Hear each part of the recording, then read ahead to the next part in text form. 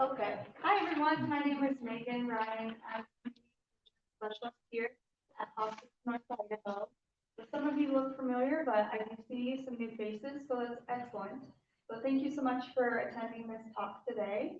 So it's Embracing Death and Dying, our education series about beliefs and traditions at the end of life. And today we're focusing on Protestant faith with Pastor Dirk Scott of the True North Church of the Nazarene. And I'm just going to give a little bit of a bio here, but I'll read it off the paper. So, Pastor Dirk Scott has a bachelor's degree in social work and a master's degree in business administration. He's passionate about the homeless, children, families, and visiting the sick. He has been the senior pastor at True North Church of the Nazarene since 2021 and is the executive director and co-founder of Second Chance Discipleship Ministries, which provides prayer, education, training, discipleship opportunities, and homeless outreach services in our local area, as well as serving 3 churches in Kenya and 1 in Pakistan. And he and his wife have 6 children, but have brought in and raised 8 children. He also believes in serving all of humanity and is passionate about sharing his beliefs with others. So without further ado, welcome, Dr. Wow, promotion. Yes. Thanks, Megan. I know a lot of people, they wonder, what is a Nazarene? So I like to tell the story so that you can really visualize this. And so what we have is, I've told my other pastor friends that the Church of the Nazarene is the original and best church. And they say, well, how so? I said, well, the Catholics had Peter. The Baptists have John the Baptist, but we have Jesus the Nazarene. So that is a joke. So yeah, I wanted to come and first talk about hospice. I am very passionate about hospice for many, many reasons. I have the honor and the privilege to come and be with those that are passing and with their families. And to me, that's a great honor, and I wish that all pastors would have a passion for that, because end of life is a really, really difficult time, both for grieving as well as what do we do? Our loved ones dying. I mean, there's funeral arrangements. They're just reeling in their head, and so we have that opportunity too to join with them and meet them in that part and be able to walk them through it, and sometimes actually be with them if they choose through that entire process. I just have such a great experience with hospice. I had been in management. That's why I have an MBA. I've been in management for 36 years. So I'm always looking how something's run and how something's managed when I walk in. It's just, I don't think about it. It's just a habit. So sorry about that. But when I look at hospice, everybody is kind and cordial and helpful, from the front desk to the nurses, to the LPNs, the doctors, other chaplains that are here, janitorial staff, even those that pick up the sheets and the linens have given people direction and have been very kind. Everyone I come in contact with hospice is very kind and gentle and loving. And I think that's so critical for folks that have loved ones that are passing, that they don't have to worry about things. It's low key. You can just feel the peace in the building. And I just want to thank hospice for what they provide in that. It's an incredible service. And I even have a story about hospice nurse. It's a particular one. And I won't mention her name, but my wife's father came to live with us the last 3 years that he was dying of cancer. And so he lived in our home, and we had hospice workers into the home when it got closer to the end. And so he was talking about something that he was very, very sad about. He had been in Boys Town in Nebraska. That's where he grew up, was in Boys Town. And he said it wasn't exactly the best place. And he had this personal, very close friend named Bob. And Bob had been with him, and they grew up in Boys Town together. And he says, man, clear back in Nebraska, I just really at end of life here, I want to meet Bob. I want to see Bob again and just spend some time with Bob. And so the hospice nurse is talking to, he's telling the hospice nurse about this at our home. And as he's talking, she realizes Bob is her significant other. Right? That was amazing. Yes, yes. And remember, they were back in Nebraska. We're here, and then I lived in Post Falls, and it was just an amazing story. So she brought her husband, and they got to spend lots of time together before he passed. So that's another reason why I have such a heart for hospice, and we see God doing miraculous things all the time. We see miracles everywhere. I know a lot of people, since we have international relationships with building churches and stuff in other countries, they always ask, they're always asking us, well, are there there don't seem to be very many miracles here. And you tell us about all the miracles that are happening overseas. And there's a lot of miracles overseas, but people don't see the miracles every day that are around them. If we could only be more sensitive to that, it's a beautiful thing. So Bill did pass, and he was here at hospice, and it was or he was home when that happened, and the transition was very great. I mean, it was just smooth. It was easy. Again, people were helpful, so I'm grateful. A lot of people think of the hospice workers here, but I think of the hospice workers that are out in the community, in the homes. Just what a critical thing that is, and just how blessed we are to have that. So what we also have is people don't have any idea about what the belief system and core tenets are of our faith. And I'm going to talk more about that later. But my personal belief is every single human being on this planet deserves dignity and respect. And that goes right down to our homeless ministry. We want to treat them with dignity, respect, and love, and non-judgmentalism, because everybody's important to God. There's nobody that's not important, no matter how far that they feel that they've fallen. I also have a bigger church community. Our church runs about 50 to 80 people. So not a big church, but average size in America. And we get the opportunity to be in hospice so much because we have a more extended church, even though they don't know it. Having lived here for 44 years and been in business, matter of fact, when I moved here, there was 27,000 people in this area, and it was the biggest town I've ever lived in. I mean, I grew up in Oklahoma, the third world country known as Oklahoma, and it was, very, very sparsely populated. I lived in a town of 800. We moved to a town of 3,000. I later moved to a town of 8,000 and then moved here.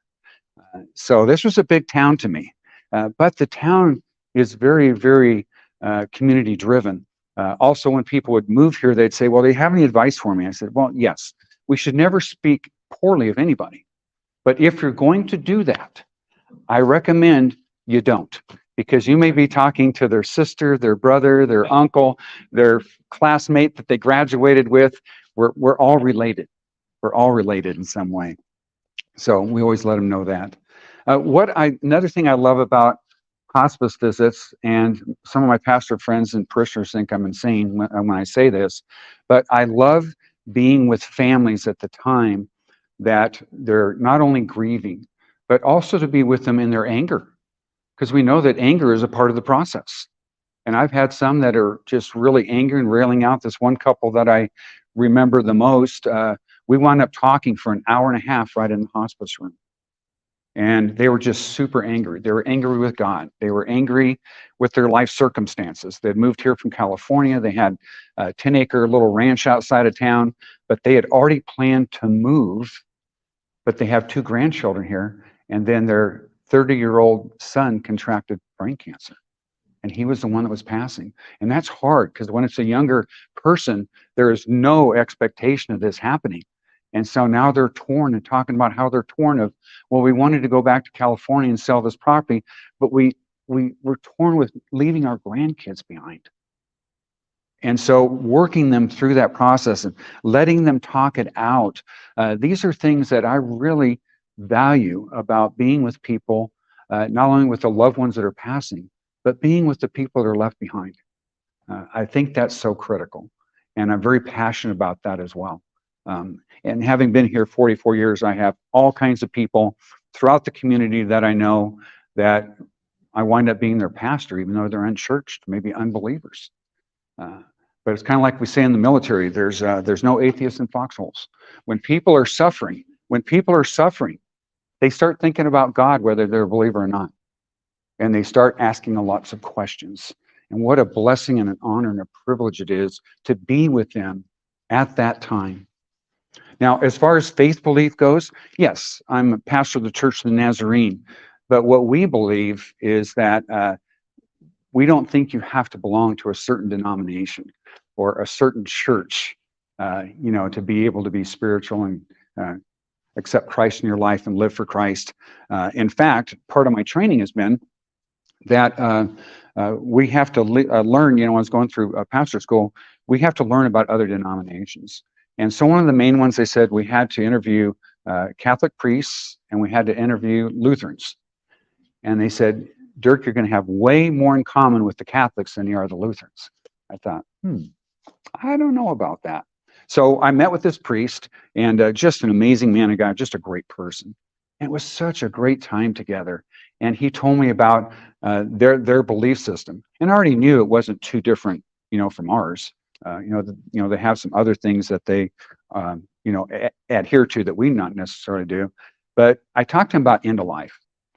And I said, well, I know that you have last rites, and there's things that you do in that area. And he said, yes. I said, so can you explain that to me? So he was telling me how to the Catholic Church that salvation is in the baptism, that baptism is critical. And that's what last rites is all about, is making sure that they are baptized at the end. Now, there's numerous ways that the Catholics believe that they can be baptized. A matter of fact, probably about 3 months ago, I was over here. A family called me, unchurched, but their mom was a Catholic. And he said, Dirk, can you come over and do last rites? I said, absolutely. So I went over because this Catholic priest said, anybody can do it. We just believe it needs to be done. So we walk through that process. And so we're able to honor people in different faiths. I have literally studied every faith there is in the world, literally. And so I'm very familiar with different faiths. So we honor those things that are important to the family. And this woman never did become conscious, but the family was so blessed because they weren't Catholic either, but they knew their mom was, their grandma was, and that was so important. So we want to honor those things. We want to be able to honor them without being disingenuous to the gospel, and that is not disingenuous to the gospel. I've had families tell me when I come in, if they're, usually they're not conscious. And so when I come in and I sit down on the bed with them and I start holding their hand and start talking to them. And he said, Dirk, they can't hear you. I said, I'm not so sure. I think they can. I think, my belief system is that they can hear us. And I'm saying 100% of the time. But I believe that so many times they can, and I even have some stories around that. In my short career, what I've had is I've had 4 different individuals that woke up and came to Christ through that waking up. 3 of them were right here. And so just come from the families, they can sometimes hear. And 2 of those 3 actually woke up. And I was able to lead them to Christ at that time. They were willing, and we talked it through. They went back to sleep, and they never woke again. So God will work in anything. And a lot of people think that loved ones aren't hearing or awake, but many times they are.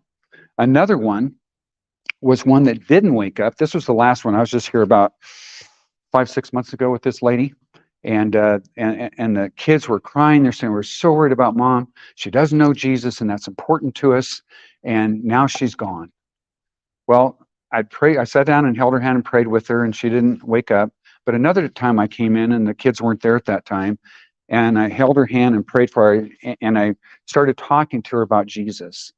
She didn't wake up, but I said, can you hear me? And she nodded her head. And led her through that prayer. And she nodded her head. I got affirmation of her nodding her head each time and then passed with a smile on her face. So we never know what's going to happen. I think faith is very, very important. Even to people that don't have faith at that point in time, I think it's critical.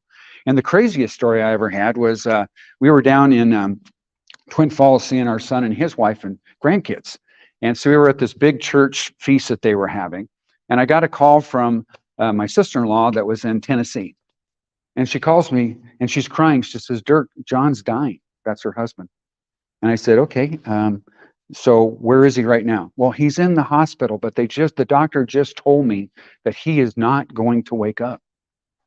And I'm just scared that he's never accepted Christ. Well, let me tell you about John. John was convicted of murder of 3 people. And having talked to John in prison, he told me, I did it. It wasn't one of these things of, oh man, falsely accused. It wasn't me. I sat here in jail for 40 years for this. Well, he was out of jail at that point in time. So I still don't understand how or why God does this to this day. But I told Renee, I said, put the phone up to John's ear. I just felt the Lord telling me to do that. So she did. And first she argued, he's not going to wake. I said, just put the phone to his ear, Renee. And she did. He totally woke up and spoke with me in going through praying to ask Christ into his life. We even talked for 5 minutes after that. And then he went back to sleep and passed a few hours later. So people can hear. God is still in the miracle business. It is just so critical that we, our people and everything understand that. We talk to our parishioners. We try to educate people on that because I think it's so critical. Otherwise, it's a missed opportunity, not only to minister to the family, but even to the person that's passing. So it's just so important. Now, a little background on myself so you can understand my passion for what I do. You've already heard my education, my work experience. In my ill-spent youth, I was a social worker, a mental health social worker here in town through Region 1 Mental Health. And so that was my job. And back in that time, we had what we called the ACT team, the Assertive Community Treatment Team, is what it was called. And what that meant is that we maintained people in the community that were mentally ill. That was our job. So we were always out seeing people. And I always had a bachelor level nurse with me, because then she can make sure there's med compliance and that thing going on, because we know mentally ill people are not always good about taking their meds. And so we'd go, and then I'd be able to, do a little bit of a psychosocial, checkup on them and see where they are, see if they're agitated or those kind of things. So I just love doing that job. And then part of it too was we had to, usually once about every other week, then we were on suicide call. So if they called in the suicide hotline, then if the person wanted to speak to somebody, then they would call us, because we're Region 1 Mental Health, and we would go out there, so to their home. Now, if it was later, like 1 or 2 in the morning, and they're slurring their words, they're obviously drunk or high or whatever, I always called the police, so they met me there. It wasn't so they could come and arrest them. They would meet me there. And then we would go into the home, and then I could talk to them and try to talk them down from that. If we absolutely have to, we would hospitalize them, if it was absolutely necessary. And a few times did we have to do that. So it was just that great opportunity of interfacing with people that were in crisis. I just really, really love that. I managed title insurance companies here in town for over 20 years. I was the North Division manager for Wells Fargo Home Mortgage here for about 15 years. So that was my secular background. But what happened to me was I grew closer and closer and closer to Christ during my work time towards the end. And then I became deathly sick, literally deathly sick. I was very ill. My endocrinologist did some testing and said, you need to go to the Mayo Clinic. I said, okay, why? She says, I don't know what's happening to you, but I've seen these numbers before, and the people were dead pretty soon. So you need to go. So what they found out is that I have insulinoma tumors, and still do, in my pancreas, and they dump a ton of insulin if I put something in my stomach. So I eat with a feeding tube primarily. That's where I get my sustenance from, to bypass my stomach. But they didn't know that at the time. They thought, oh, well, we're really not quite sure what to do. There's really not much we can do for you. So when the Mayo Clinic's telling you that, that's not very exciting. They gave me about 2 years at that point to live. That was going to be my expiration date. And so then they called me about a year later, a little over a year later, and they said, "Hey, we've come up with a breakthrough that we're allowed now to go through the femoral artery, just like they go in the heart and look at the arteries there. Well, to go up into the pancreas, so we can find where the tumor is and we can operate." I said, "Wow, that's great." So they went in and then they shoot a little calcium in the head and the body and the tail, and then that fools the pancreas, thinking that it just got a bunch of food. So then it dumps insulin. So then they can measure that. So after I woke up, they said, "Well, we know what's going on." I said, "That's great. So can you fix it?" And they said, "No, we can't fix it. We can't fix it because you have tumor in the head, in the body, and the tail. If it was just a tail or a body, we could do that. But we can't take off the head because you won't live more than a year." So they said, "We're sorry, we can't do anything for you." So at that point, I was down about 6 months, and I was very, very sick. I was 6'1", and I weighed 133 pounds at that time, just literally wasting away towards death. So my family was kind of freaking out. I was ready to go. I was good with that, but they were freaking out. So I just prayed the Lord. I said, "Lord, will you save my life for my family, so I can be here for my family?" And I prayed and prayed, and I got nothing. And then at one point, the Lord said, "Pray the Hezekiah prayer." And those of you that may not know who King Hezekiah was, he was a king that did all the right things and pleased God with what he was doing. He stopped all the false worship and all that kind of stuff. And the prophet came to him and said, "Hezekiah, you need to get your affairs in order. You're going to die." And so Hezekiah was crying out to God and pointing out all the things Hezekiah had done for God, and just pleading his own case. And so before the prophet got out of the out of the temple, God told him, "Turn around, come back, and tell Hezekiah he's got 15 more years." And so I prayed that prayer, and I was supposed to be dead in 2017, but I'm here today. So God obviously answered that prayer. So it's made me, it's helped me to be even more passionate about people, more passionate and grateful for the time with my family. So that was part of my story as well. And I also had a really tough time growing up, as my wife did. This is what drove a lot of our ideas and our belief system, was that we were both in very physically abusive homes. Now, she had a home. I was a homeless kid until I was 10 years old. We got our first place that we could live in at 11. So she came from a lot of physical and sexual abuse, and myself included. And so we were two broken people that we say that we're two broken people that together we make one whole person. And we just love that. And she is my partner in ministry. She is amazing as far as ministry goes, as far as being a wife. We had a lot of kids. I messed up on giving Jennifer the total information. We had 6 of our own, and we brought 8 kids into our house. So we had 14 kids through our home.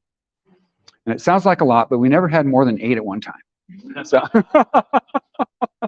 but we were passionate about children because we did not want anything to happen to children that happened to us. Now, statistically, a lot of people, if they were abused, they abuse. But we just went the other way. This is not going to happen to our kids. So we worked with the state of Idaho. We were licensed foster parents. We did foster 2 or 3 kids, but our job at that time, because of our education, we had a higher licensing. So they gave us the kids that had a possibility of going back to home. So those kids, there's 3 of them. They lived with us 3-6 months max. But the other kids we got were the kids that were never going home. And it wasn't because they were bad kids. It's because of the parents. It was not safe. They were never going to go back home. So those are the kids that we wound up taking in.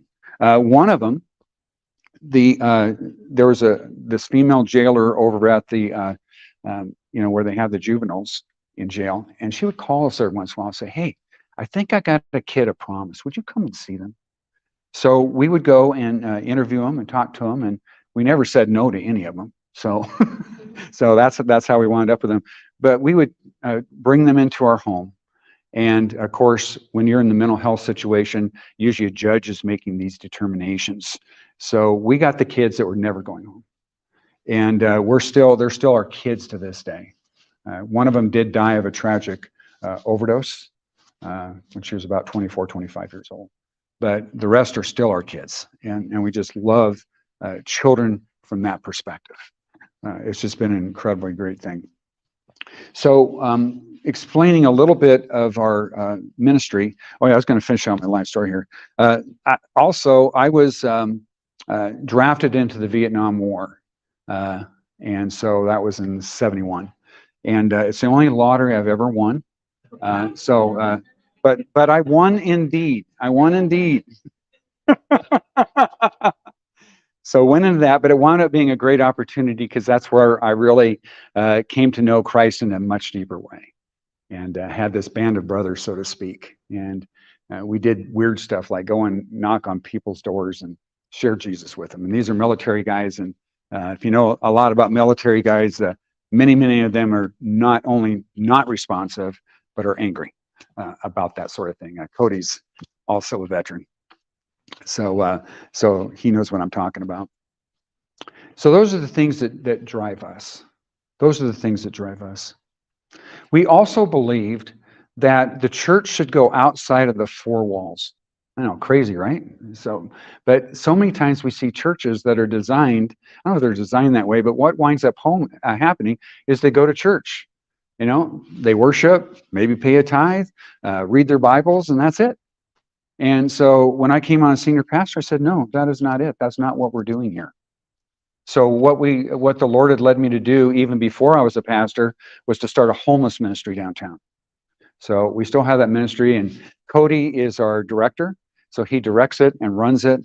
And without Cody, we wouldn't have one. So Pastor Cody, thank you for that. But we started this homeless ministry. I went to my wife and I said, Dina, I feel led to do a homeless ministry. And it was a time that I was diagnosed with 6 months to live. And she thought in her mind, this guy's delusional. Doesn't he really know he's dying? And she thought, well, I'll just humor him. Okay, if that's what you want to do. So then I started praying about it, and I really felt led to do it. So then I told her, okay, it's a done deal. We're going to do this. She goes, great. Where are you getting the money? I said, I don't know. She says, well, what building are you using? Don't know. But I know my God well enough that if he asks you to do something, you never have to worry about those things. So the very next day, a gentleman was talking to me that I knew, and he says, hey, have you ever met Gar Mickelson? And I said, no. Do you know who he is? I said, no. I said, well, he's got a building downtown in the downtown core, and his ministry is giving ministries like you want to start a place to be when they can't afford a place to be. So it was amazing. We were there before Gar left and just gave us the building. We were there like a little over 6 years and never paid rent. If we got a little extra money, we'd give Gar some extra money. We never paid rent. We never paid for utilities. Never had to do those things while we were building.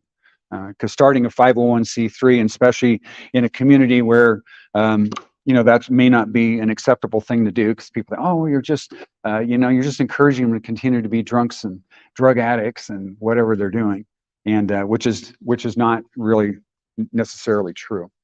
We do have some people that choose to continue to be in addiction, but it's a choice. So when they come down there, we serve a breakfast and we serve a sack lunch, because believe it or not, a lot of the homeless people work here. They've got jobs. So it's not a bunch of lazy bums doing nothing. They work, but they can't afford a place to live. So that's where we got the idea, well, let's build some tiny homes. And I don't know if you ever heard about tiny homes, but they're tiny. We usually, they run around 90 square feet, 100 square feet.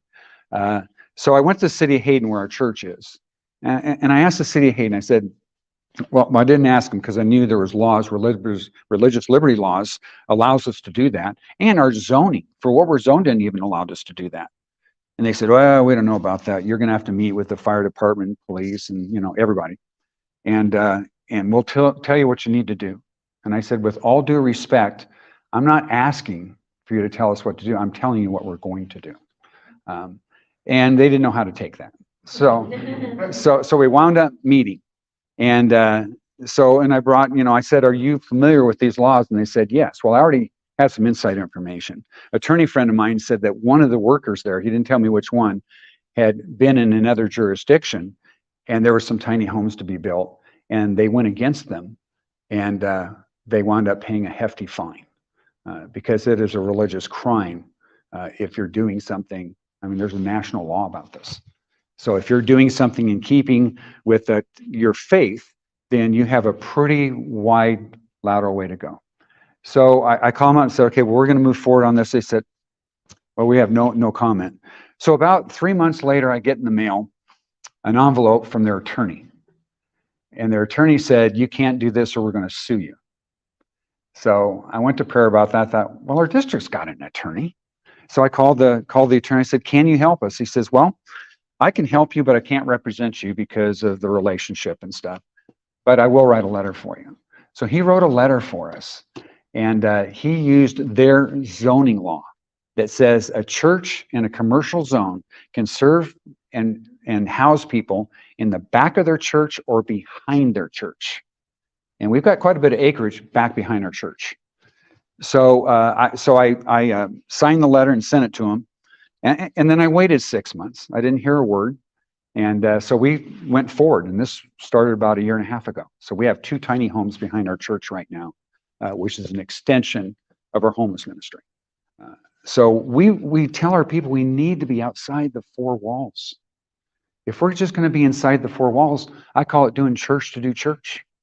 And I just don't think that's acceptable to what God would have us do. We came up with a mission statement for our church that was to love God, love others, and make disciples. So part of what we do at hospice, part of what we do through the community is loving God and loving others. It's a judgment-free zone. That's what our people really love about coming to the homeless ministry and the different things that we do, is it's totally judgment-free. We love them just as they are. We love them no matter what's happening in their lives, because their families, so many of them are ostracized from their families live here. And we get that. We're not saying they're bad families. I mean, when you're going to drink and drug and do crazy stuff in their house, eventually they got to, if you're going to keep doing that, they eventually got to cut the cord. So we totally get it. Not saying anything bad about the families. But we just felt that we are the hands and feet of Jesus Christ to these people. And we want to treat them that way. So then it grew into even more. It grew into now we have 3 other ministries that are outside our church. One of them is called Families in Crisis. And a family in crisis, according to the state of Idaho, is a family that's on the street with no place to live other than maybe a car. So it's a pretty critical circumstance. In fact, the most critical one I can remember was about 3 years ago. I got a call from this lady that said, I am standing on the corner with my 3 children. I have no place to live. And there was about 3 inches of snow on the ground. So this was pretty critical. So we picked them up within 20 minutes, got them stabilized, got them into a hotel, because that's what this ministry does. We ask them if we can pray for them. If they say no, that's fine. There's no strings attached, none. And I even had a Muslim family. I said, can I pray for you? And they go, I've never had anyone say no. They're in dire circumstances. But that's not what's important. What's important is that we help get them stabilized and safe. So then we start resourcing, because Cody had mentioned earlier when we were talking to Megan, that all of the entities that serve the homeless in this community, we partner together. We think it's stupid if numerous ones are doing the same thing. It's a waste of money. It's a waste of staff. It's a waste of everything. So we meet, it's called the Homeless Coalition. It meets at St. Vincent's, and all the community that touches the homeless or the poor in some way comes. Between online and being there, we have about 31 people and entities that we get together and brainstorm of how best can we serve this community. So I just think that's a great thing. I've never seen that before in Coeur d'Alene, to have that community, and they all have great hearts.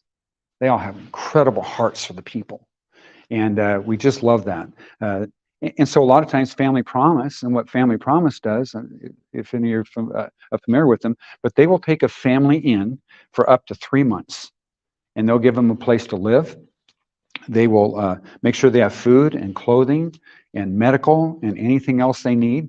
During the daytime, while they're looking for jobs, they actually have like 3 different areas that are like living rooms. It'd be like a living room in your house. I mean, there's couches, there's chairs, there's kids games, there's TV, there's books, there's a library, there's all these kinds of things that they can be while they're looking for work. And then they're assigned a social worker.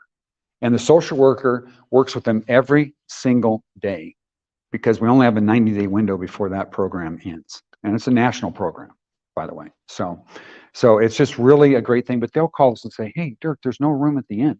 Can you help this family? So they know to call me. We get calls from the police. I got a call from the police one time saying, I know who you are. I've got this family, and they're at Walmart at State Line. And he says, they're not doing anything illegal. They're sleeping in the parking lot at Walmart, and that's fine. But I'm concerned because they have an 8-year-old girl that's not in school. And can you help them? I said, absolutely.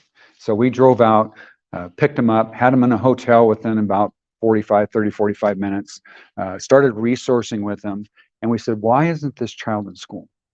And they said, this child is not in school because you have to have an address. If you don't have an address, they can't be in school. Now, let's talk about that piece. There's 2 different ways to count homeless by the federal government's rules.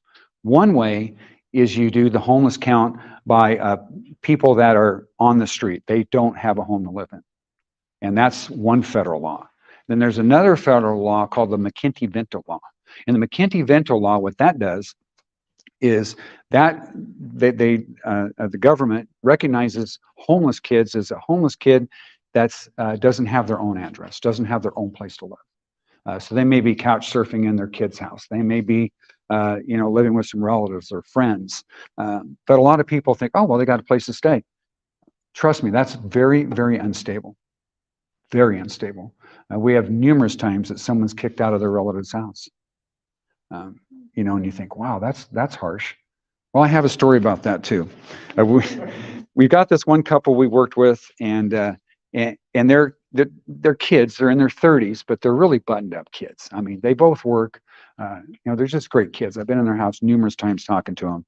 And so I get a call from this gentleman, and he says, my kids are kicking us out of the house.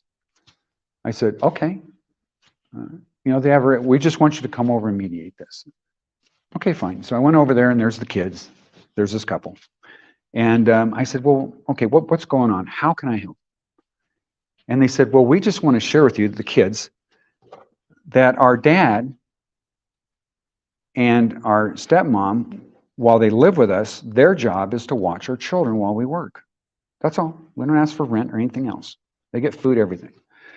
And so we got a report from a neighbor that this gentleman was smoking pot in the backyard while they're watching the kids. And he had no clue this was a problem.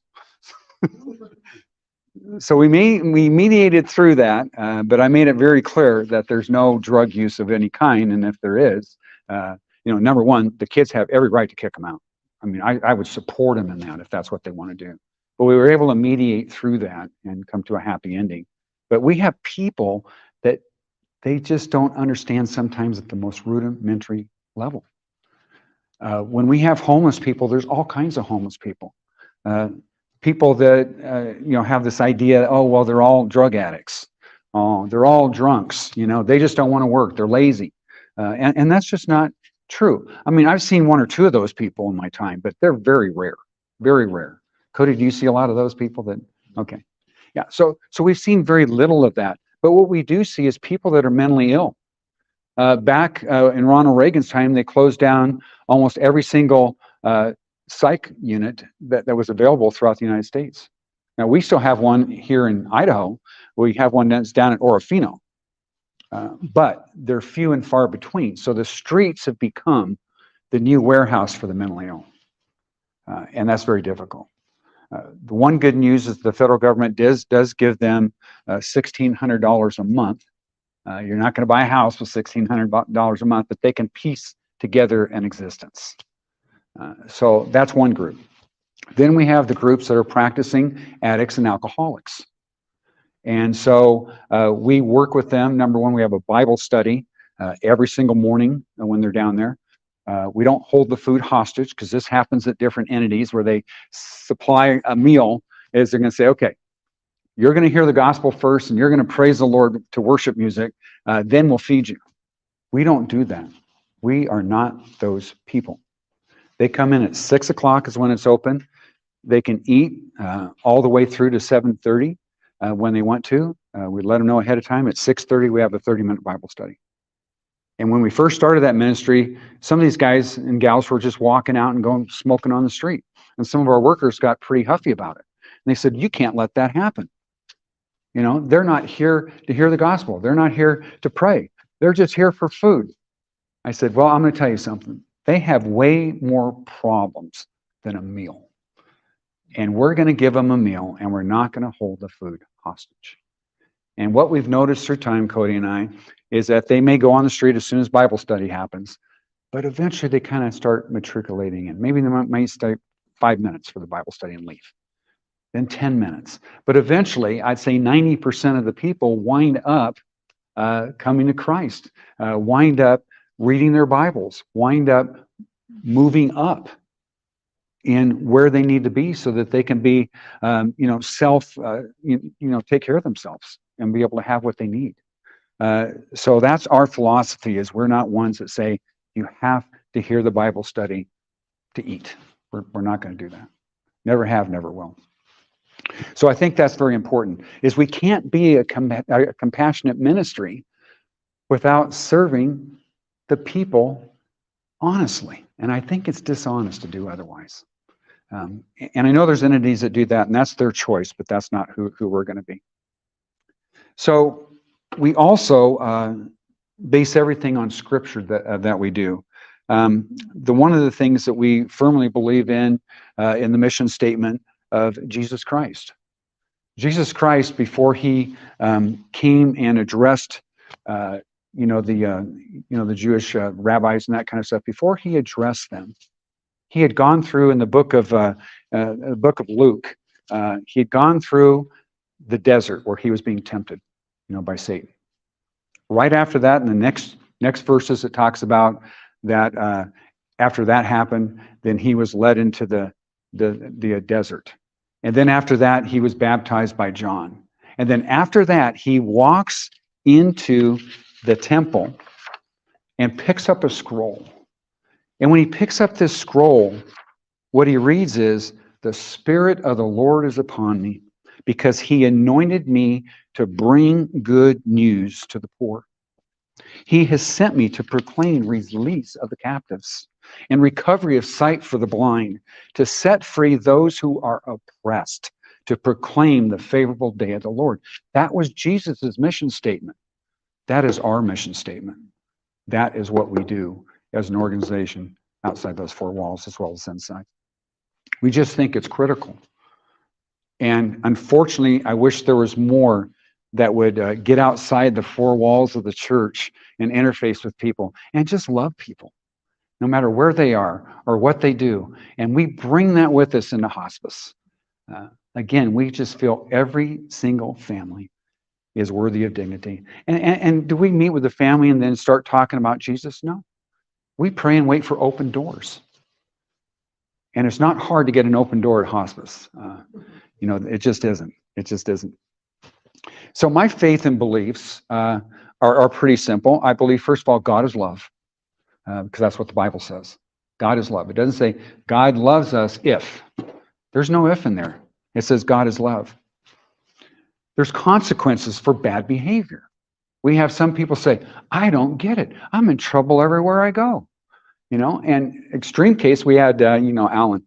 Alan came in and he had this, he's been a regular, he's got this big bag. He says, lift my bag, Dirk. It's like this big.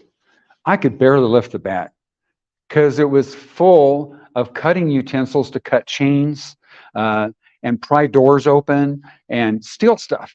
I said, Alan, what are you doing with that? He says, well, I'm not stealing stuff. He's a pretty simplistic guy. I'm not stealing stuff. And so we talked through that and everything, and he got picked up by the police a couple times, but he decided it wasn't good to start stealing stuff. So that's some of the things that we run into that we get to mediate. The other thing is we are committed that there is no race but the human race. We don't care what race they are because it doesn't matter. We all were created by God, everybody on this planet. And we need to honor that because we're all part of that human race.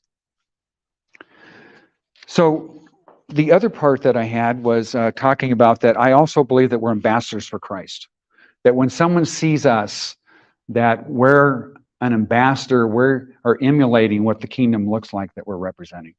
I think that's really critical. And as we have all known about ambassadors, and what does an ambassador do? An ambassador represents their country to the other country they're in, or like the United States. So they're able to educate those that are helping these different people groups with how they communicate, with what's important to them, things that are offensive to them, things that will bless them. They're being the ambassadors that fill that gap for a certain people group. And so we feel that we're ambassadors for Christ here on earth. And as I mentioned, we're always judgment free. We want to serve all of humanity. I've got a story. There's this man that I met down at the homeless ministry a few years ago. And when I first met him, it was kind of off-putting. I mean, he's an older guy, but every square inch of his seen body is white supremacist tattoos. Nazi seminal or symbols, all kinds of Nazi statements and stuff. I mean, it was a pretty scary dude. So I got talking to this man, and he said, yeah, I was in prison for 33 years for murder, and I did it. And so he was just coming out of prison after 33 years in prison. And so he wanted to turn his life around, but didn't know how. So we got him involved in Bible studies. Long story short, he wound up coming to Christ. So this day, this being Wednesday, he is holding a Bible study tonight that he leads other people in the faith of Christ and helps build them up. He had a total transformational change, even being from a group of hate, a group that is against other people, a group that murders people, that steals stuff. I mean, it's an amazing transformation that this white supremacist was able to turn his life around like that. He's even come and spoke at our church. Just an amazing man. So every human being was made in the image of God. Everyone matters. And that's what I love about what hospice does. Everybody's important. They don't have to hear the story to know if they're going to serve you or not. They don't have to look at what you're wearing to know if they're going to serve you or not. They are going to serve you because you're a human being. They have compassion for you. And that's another thing that I love about hospice. Every human being was created in the image of God. How am I doing on time? How am I doing on time? You're good. Okay. We have an hour left. Okay, good. I want to know how deep I could get here. So 40 minutes. perfect. Okay, so we'll throw this sheet out. No, I won't. Okay, so everybody, as I said, is worthy of dignity.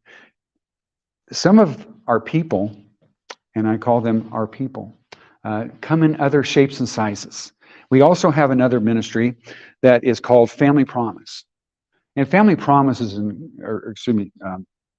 not Family Promise, it's Strengthening Families. Strengthening Families. And what Strengthening Families does is that they came to us, they being the state, and said, we've got families that are on the bubble of losing their children. And we'd like to see if there's some kind of amelioration that can be done for these children. And Barbara that does that for us, she's got credentials out her ears. And she's been involved in doing parenting teens and all these kinds of stuff through the state. So she's a known quantity. So they came to Barbara and said, what can we do?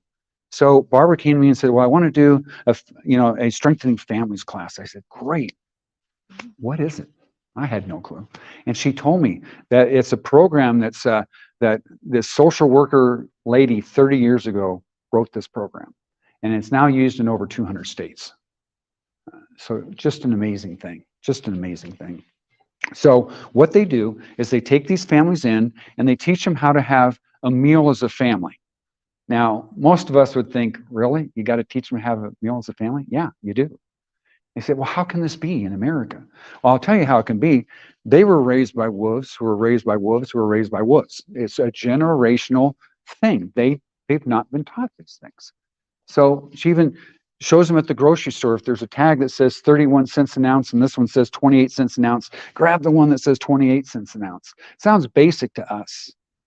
And then part of the program is too, is that they come and have a meal together. The kids go off in their direction. The parents go off in their direction for 1 hour.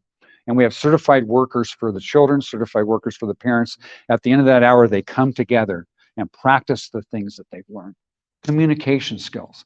There's another way to discipline your child than beating them. There's other alternatives here and how to work through that.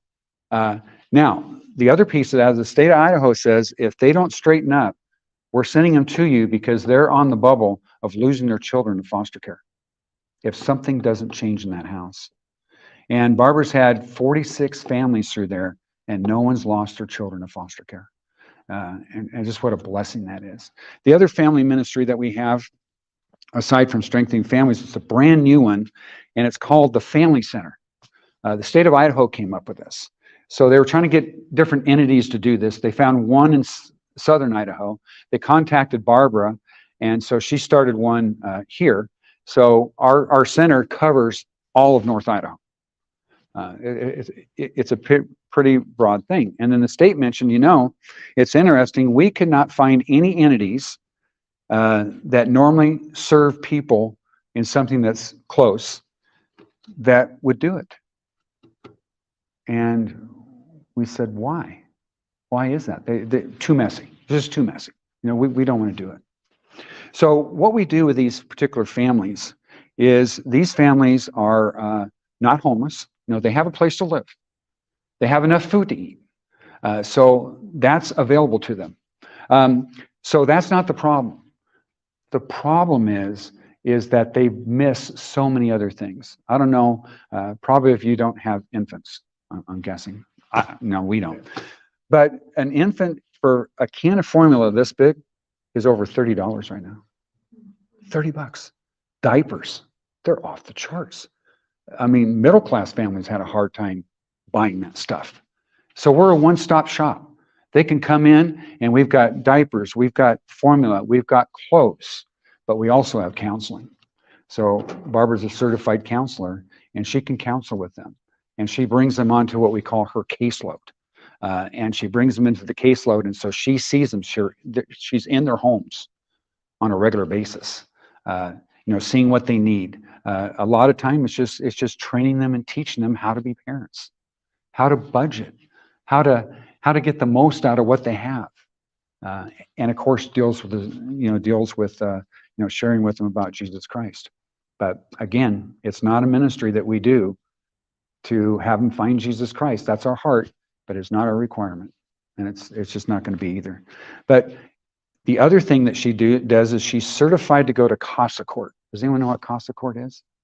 Okay, some of you do. CASA court is a court that you go to if the state is trying to take your children.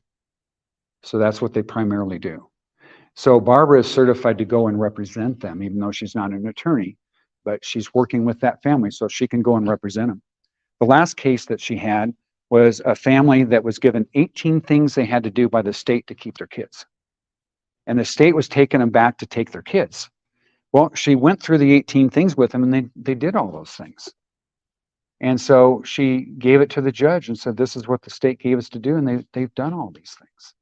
And so the judge looks at the social worker that was representing the state and said, have they done all these things? Well, yeah. Well, why are we here today? Well, we just don't think that they're going to be good parents. Now, this couple has a heart for these kids, but they're low IQ. But their IQ is high enough that they can function. They can take care of these kids. They can cook. They can clean. So the judge turned to the state representative and said, I'm going to tell you what, unless you come back to me in 30 days with something solid that makes me feel like they're unsafe with their parents, they're going home. So that's a whole nother level that we have for these families, because we all agree that the family unit is in jeopardy in this country. It is definitely a rough thing that's going on in our country, especially with prices being what they are. It's hard for them to exist. So we give them a hand up, but not a handout. We feel that we're also many times for the homeless people, we're their next of kin. So my partner, Two Feathers, at over there at Heritage Health Street Medicine, it winds up that a lot of the times him and I are the people to contact if they're dying. And so we go to the hospital and work with the doctors and things and make decisions. They've burned the bridge so badly with their families that they're not even communicating with each other. So the doctor with this last gentleman was so insistent. He goes, I am not comfortable with this. You making decisions without talking to the parents of this guy. We said, well, he's got a dad. Well, do you have his phone number? We said, we sure do. And this is the situation. He says, I'm going to call him. He called him and came back and had a whole different attitude. Oh, what's that? Oh, yeah, whole different attitude. He goes, well, yes, you really are the guardians, and they are definitely not going to connect with each other. So then we had a decision. We got a call from the hospital after he passed, and they said, well, we would like his corneas. We have 2 people that are blind, and we can give each one of them a cornea. Would you do that? And him and I talked about it and thought with who this individual was, that would be in keeping with something that he would do. And so this individual, who was not productive his last stages of life, was able to give 2 people sight. I mean, it's so made that possibilities are endless in what happens with working with people and watching the miracles that continue to happen. People, we let them know they don't have to do life alone. They're not on their own. There's other people that care about them. There's other people that will stand in the gap for them. And that's what we're passionate about. Brennan Manning, I don't know if you know who Brennan Manning was. He's the author of the Ragamuffin Gospel. And really cool guy, was a Catholic priest for many years before he passed. And he says, God loves us just as we are, but he loves us too much to leave us that way. And I love that statement. I love those statements. So we serve those who are in despair. We serve those who are mentally ill. We serve those who are broken, because we believe that Jesus can reach these people and change their lives. We've seen it too many times. Cody and I have personally experienced how Jesus changed our lives. And neither one of us were going in a great direction, I'll tell you. Which brought me to mind the statement of Jesus in Matthew 11:28-30. He says, come to me, all who are weary and heavy laden and burdened, and I will give you rest. Take my yoke upon you, learn from me, for I am gentle and humble in spirit and heart, and you will find rest for your souls. For my yoke is easy and my burden is light. And what does that mean, yoke? We picture an oxen, right, with a big yoke over him. But in a rabbi's teaching, what that meant, and Jesus was the rabbi, what that meant is whatever your burdens are, whatever you're carrying around. And he's saying that his yoke is easy. Why is that? Because we found in our personal lives, our personal story is that our lives changed for the better when we came to know Christ. Do we have suffering? Do we have family dying? Do we have family that aren't where we had hoped to be? Of course. This is the human race. We're all in the same boat. We all have the black sheeps in our family. We all have people doing what they're not supposed to be. We all have people that are angry. That's just life. But if we take his yoke and trust in him and do what he asks us to do and remain faithful to him, we found it's life-changing. It is life-changing. And not only life-changing, it carries for us for all of eternity. Now, Jesus had shared this with his disciples. But I'd like to talk about his disciples very briefly, and then we'll answer questions. His disciples, the way it worked is that when you were a Jewish child, you all went to school. And then the Jewish children that seemed to have promise, they would go into the next part, which they had already learned. They already learned the five first chapters of the Bible, the Tanakh. They'd already learned that. And so then if they were a promise, they'd move them to the next level. And so then they would learn the whole what we call the Old Testament by memory. By memory. And then if they thought, this kid's got potential, they would give him to a rabbi. And the rabbi would test him over and over, ask him every question that he could think of. And if they still had promise, then they got to go to rabbi school. None of the 12 disciples went to rabbi school. There was no plan B. Either they succeeded or it was all going to fall apart. But Festus said in the book of Acts, when they arrested the disciples and brought them to him, he says, these men, their accusation was, these men have turned the world upside down. At that time, there was 11 of them. Turn the world upside down. We don't need a big church. We don't need a lot of people, although it's nice to have. We just need people that are willing to follow Christ, willing to love people, regardless of their circumstances, regardless of who they are. And I just want to thank you so much for this opportunity to come into your building over here and do ministry and love on people. It's one of the things I love to do. And I have some parishioners say, you're crazy. Why would you love to do that? And I guess you got to be there because I love it. So that's the end of what I have. Please ask questions if you like. We have time? I have a question from Sure, Megan. our live stream. Yes.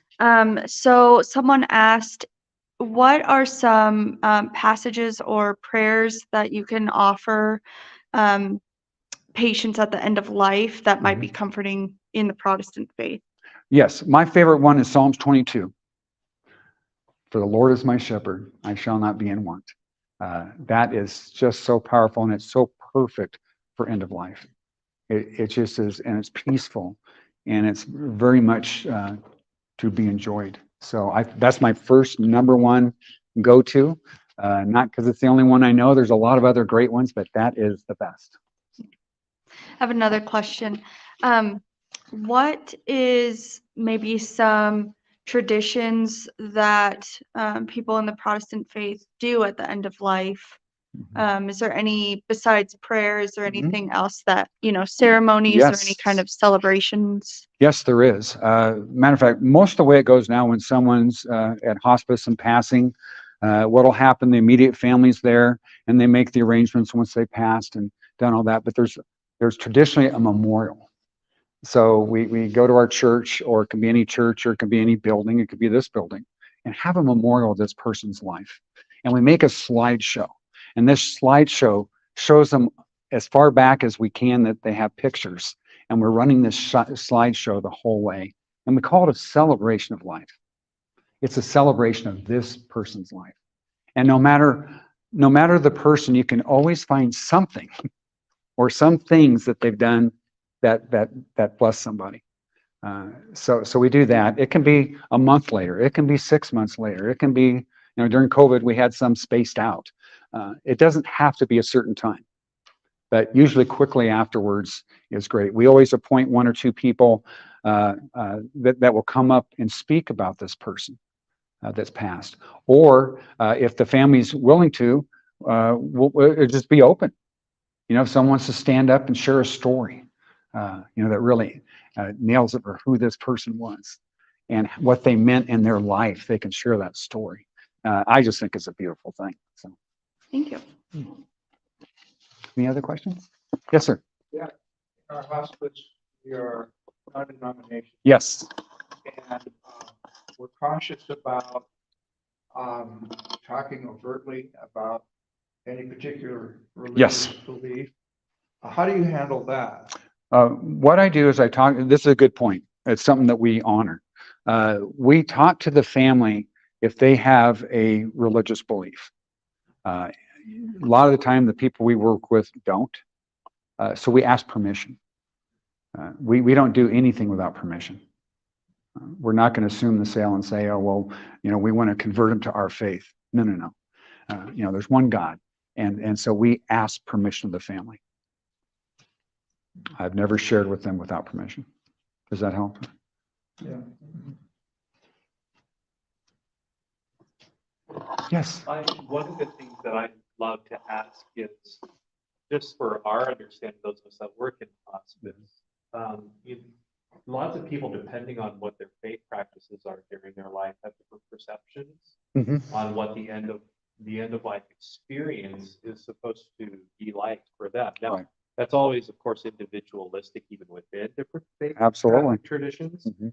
But for those that you minister to in your faith, are there any Protestant belief patterns that would be helpful for us as hospice caregivers to be aware of regarding maybe perceptions on suffering as it relates to life, Yes.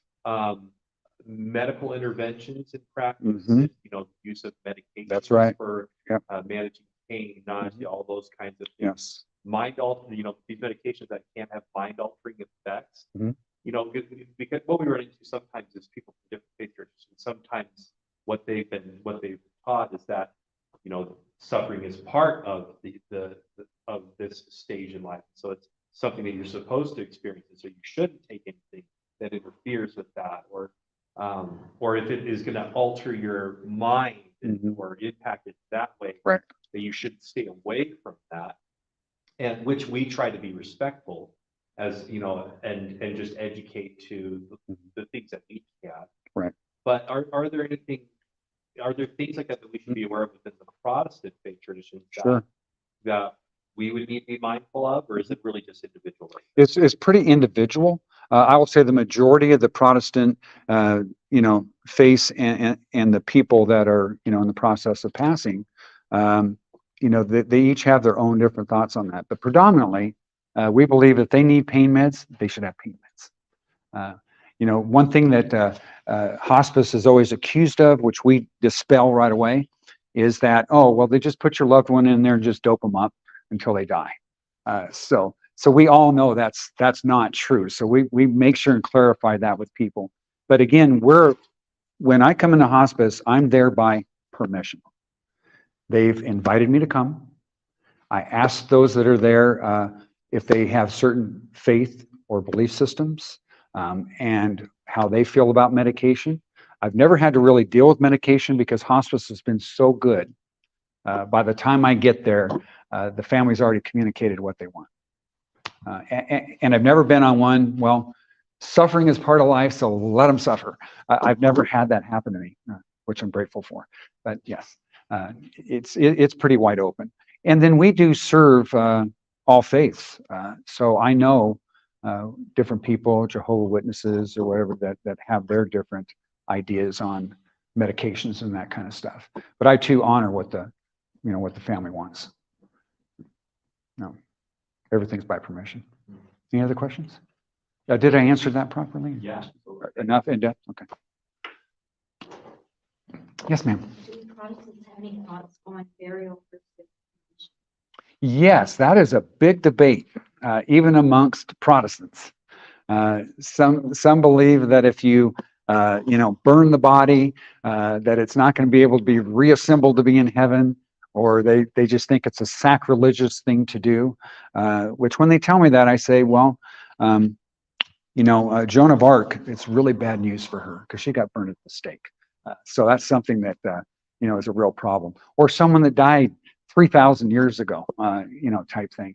So we don't, our faith is that we believe either or, but there are many, many people that struggle with cremation versus burial.